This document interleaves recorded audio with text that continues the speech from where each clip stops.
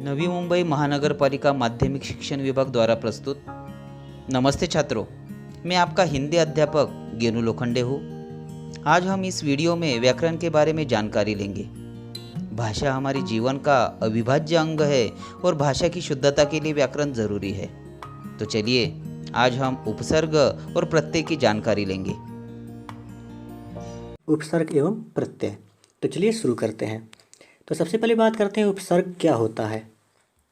तो उपसर्ग वह शब्दांश है जो किसी शब्द के पूर्व जुड़कर उसमें विशिष्ट अर्थ भर देता है।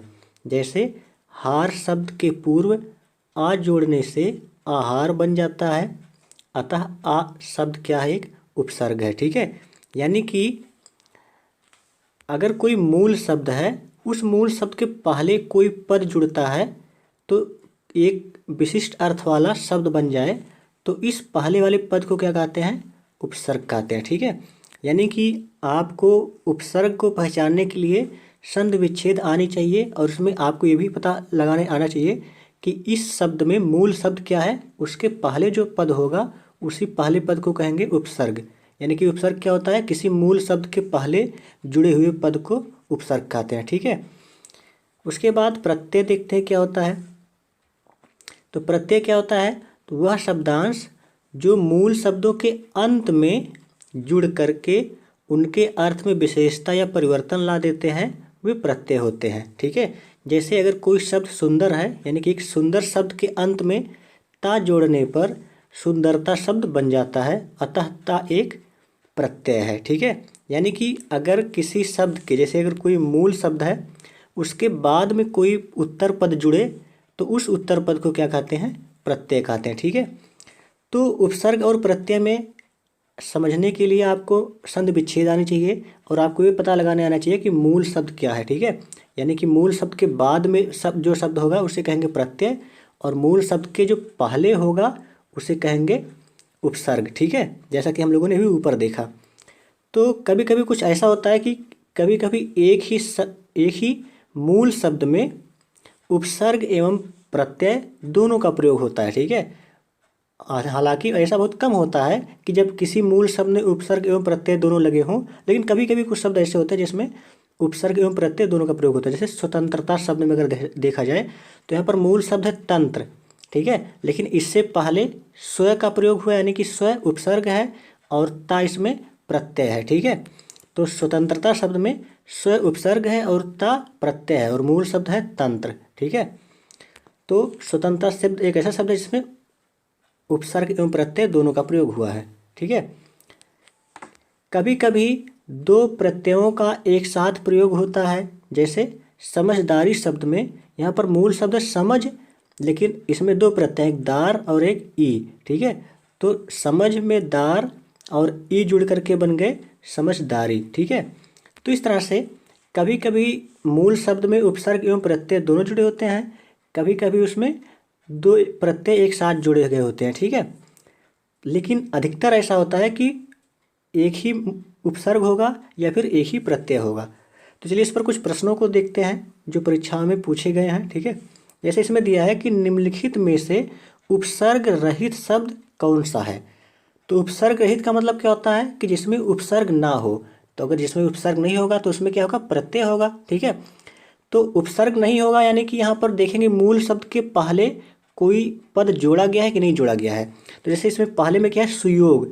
सुयोग में क्या है, मूल शब्द है योग, यानी कि योग से पहले, इस योग शब्द से पहले सु जोड़ा गया, यानी कि सु यहाँ पर उपसर्ग है। ठीक है, विदेश बी में है, बी ऑप्शन है विदेश, यानी कि यहाँ पर मूल शब्द है विदेश, तो देश के पहले वी जोड़ा गया है, यानी कि यहाँ पर वी उपसर्ग है।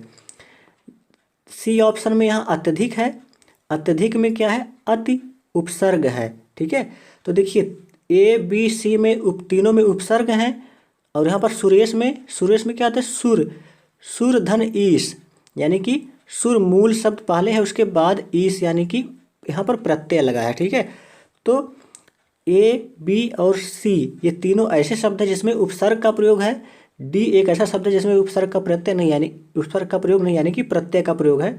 तो हमारा आंसर होगा डी, यानी कि डी एक ऐसा शब्द है जो उपसर्ग रहित शब्द है, यानी कि जिसमें उपसर्ग नहीं है। ठीक है, तो इस तरह के प्रश्न पूछे जा सकते हैं, तो आप अगर पूछे जाए तो आप बता सकते हैं, ठीक है। जैसे इसमें दूसरे प्रश्न में दिया है कि किस शब्द में उपसर्ग का प्रयोग हुआ है। उपसर्ग मतलब जो मूल शब्द के पहले कौन सा शब्द लगाया गया है, ठीक है। तो उपकार में अगर देखेंगे तो यहाँ पर मूल शब्द क्या है, कार्य, ठीक है। उपकार मतलब किसी के लिए कोई काम करना या किसी की भलाई करना, ठीक है। तो यहाँ मूल शब्द है कार और उसके पहले उप शब्द लगा है, तो यहाँ पर उप क्या है, उपसर्ग है, ठीक है। तो यानी कि उपकार में उप प्रत्यय लगा, नहीं उपसर्ग लगा है, ठीक है। तो हमारा आंसर होगा ए। अगर बाकी के ऑप्शन चेक करना चाहें तो चेक कर सकते हैं। यहाँ पर देखिए लाभदायक में मूल शब्द है लाभ, यानी कि इसमें अगर मूल शब्द लाभ है तो इसके बाद वाला शब्द दायक, यहाँ पर क्या होगा, ये प्रत्यय होगा, ठीक है। पढ़ाई में मूल शब्द है पढ़ना, तो पढ़ना के बाद जो भी जुड़ा होगा वो प्रत्यय होगा, ठीक है। अपनापन में मूल शब्द है अपना और उसके बाद जो है वो प्रत्यय है। तो यहाँ पर देखिए लाभदायक में, पढ़ाई में और अपनापन में प्रत्यय का प्रयोग है, लेकिन उपकार में उपसर्ग का प्रयोग है, ठीक है। तो इसका आंसर होगा ए, यानी कि उपकार में उपसर्ग का प्रयोग हुआ है, ठीक है, और बाकी सब में प्रत्यय का प्रयोग हुआ है। अगला प्रश्न देखते हैं। जैसे इसमें दिया है कि निम्नलिखित में से किस शब्द में प्रत्यय का प्रयोग हुआ है। यहाँ पर प्रत्यय बताना है, ठीक है। प्रत्यय मतलब जो बाद में शब्द जुड़ा होता है। तो यहाँ पर देखिए विकल में वि उपसर्ग होगा, ठीक है। अलक में आ उपसर्ग होगा, पुलक में पु उपसर्ग है, लेकिन धनिक में यहाँ पर मूल शब्द धन है और इक यहाँ पर प्रत्यय है, ठीक है। यानी कि धनिक शब्द एक ऐसा शब्द है जिसमें प्रत्यय इक का प्रयोग किया गया है, क्योंकि मूल शब्द धन है और यहाँ पर इक प्रत्यय है, ठीक है। तो किस शब्द में प्रत्यय का प्रयोग हुआ है, धनिक में, ठीक है। तो हमारा आंसर होगा डी। तो इस तरह से आप देखिए अगर संधि विच्छेद करके आप मूल शब्द को पहचान सकते हैं तो उपसर्ग और प्रत्यय दोनों बता सकते हैं, ठीक है। तो संधि विच्छेद यानी कि संधि वाला चैप्टर अच्छे से पढ़िए, उसके बाद संधि विच्छेद करिए, फिर देखिए कि मूल शब्द के पहले कोई शब्द जोड़ा गया यानी कि उपसर्ग है और मूल शब्द के बाद क्या जोड़ा गया यानी कि प्रत्यय कहाँ पर है, ठीक है। चौथा प्रश्न है कि निम्नलिखित में से किस शब्द में प्रत्यय लगा हुआ है, यानी कि प्रत्यय वाला शब्द बताना, ठीक है। तो देखिए सागर, तो सागर एक शब्द है, ठीक है, रूढ़ शब्द है। नगर, अगर मगर और जादूगर, ठीक है। तो यहाँ पर देखिए जादू मूल शब्द है, जादू से जादूगर बना है, ठीक है।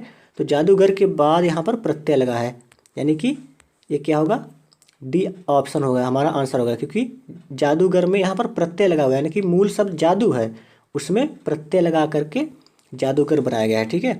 तो आंसर होगा डी। पांचवा क्वेश्चन यानी कि इसमें लास्ट प्रश्न, इससे पूछा है कि उपसर्ग युक्त शब्द है, यानी कि इसमें ऐसा ऑप्शन बताना जिसमें उपसर्ग हो, ठीक है। तो यहाँ पर देखिए पहला है आहार विहार, तो अगर यहाँ से ध्यान से देखें तो यह मूल शब्द हार है, ठीक है। इसके पहले यहाँ पर वी लगाया गया है और आ लगाया, यानी कि यहाँ पर क्या होगा, यहाँ आ उपसर्ग है और यहाँ वी उपसर्ग है, तो हमारा आंसर होगा ए, यानी कि ए आहार और विहार दोनों उपसर्ग युक्त शब्द है, ठीक है। ऑप्शन चेक करना चाहें तो यहाँ पर देखिए चढ़ावा, चढ़ाई, ये इसमें कोई उपसर्ग का प्रयोग नहीं हुआ है। भुलावा और छलावा, यहाँ पर प्रत्यय का प्रयोग हुआ, क्योंकि यहाँ पर भूलना मुख्य शब्द है, ठीक है। यहाँ पर छलना मुख्य शब्द है, तो इसके बाद में प्रत्यय का प्रयोग हुआ है। ये डूबता चढ़ता, इसमें आ प्रत्यय लास्ट में लगा है, ठीक है, क्योंकि यहाँ पर डूबना और चढ़ना मूल शब्द है, तो बाद में प्रत्यय का प्रयोग हुआ है। तो उपसर्ग युक्त शब्द कौन है, तो उपसर्ग युक्त शब्द है आहार और विहार, क्योंकि इसमें आ उपसर्ग है और इसमें वी उपसर्ग है, ठीक है।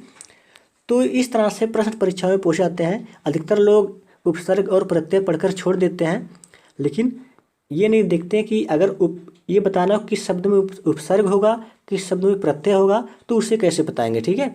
तो उसके लिए आपको संधि विच्छेद आनी चाहिए, और संधि विच्छेद करने के बाद आपको ये भी आनी चाहिए कि मूल शब्द के पहले कोई शब्द जुड़ा है तो क्या होगा, उपसर्ग होगा, लेकिन अगर मूल शब्द के बाद में कोई शब्द जुड़ा है तो क्या होगा, प्रत्यय होगा, ठीक है। तो ये रहा उपसर्ग और प्रत्यय का जो बेसिक कॉन्सेप्ट है। धन्यवाद।